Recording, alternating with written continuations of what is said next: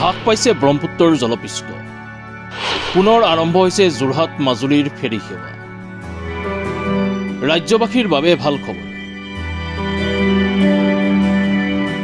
হ্ৰাস পাইছে ব্ৰহ্মপুত্ৰৰ জলপৃষ্ঠ। বিগত 6 দিন ধৰি বন্ধ হৈ থকাৰ যোৰহাট মাজুলীৰ ফেৰী সেৱা পুনৰ মুকলি।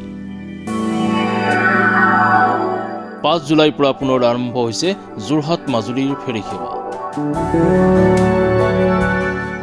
ব্ৰহ্মপুত্ৰৰ জলপৃষ্ঠৰ বৃদ্ধিৰ বাবে অনিৰ্দিষ্ট কালৰ বাবে বন্ধ কৰি থোৱা আছিল যোৰহাট মাজুলীৰ ফেৰী সেৱা।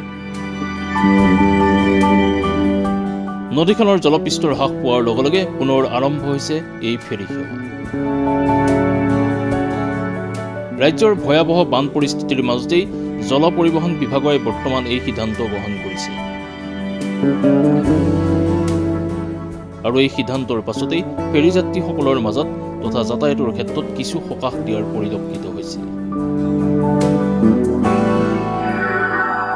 উল্লেখ্য যে বিগত কেইদিন ধৰি অসম অৰুণাচল প্ৰদেশত হোৱা ধাৰাসাৰ বৰষুণৰ ফলত ব্ৰহ্মপুত্ৰকে ধৰি ইয়াৰ উপনৈসমূহৰ জলপৃষ্ঠ দ্ৰুতগতিত বৃদ্ধি পাইছে,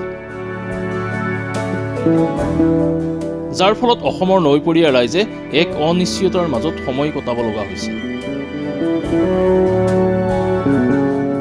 যদিও ৰাজ্যৰ কেইবাখনো জিলা বৰ্তমানো ভয়াৱহ বানৰ কবলত আছে, তথাপিও অসমৰ মূল নদী ব্ৰহ্মপুত্ৰৰ জলপৃষ্ঠ হ্ৰাসে বৰ্তমান বানাক্ৰান্তসকলৰ মাজলৈ কঢ়িয়াই আনিছে সুখৰ বাৰ্তা। উল্লেখ্য যে ফেৰী সেৱা যদিও মুকলি কৰি দিছে আভ্যন্তৰীণ জল পৰিবহণ বিভাগে, তথাপিও আভ্যন্তৰীণ জল পৰিবহণ বিভাগে নিমাতী আৰু অফলামুখ ঘাটৰ ফেৰী সেৱা বৰ্তমানো বন্ধ ৰাখিছে। গতিকে এই সময়ত যোৰহাট আৰু মাজুলীৰ ফেৰী যাত্ৰীসকলে কেৱল নিমাতী আৰু কমলাবাৰী ঘাটৰ ফেৰী সেৱাৰহে গ্ৰহণ কৰিব পাৰিব। News desk report, my news and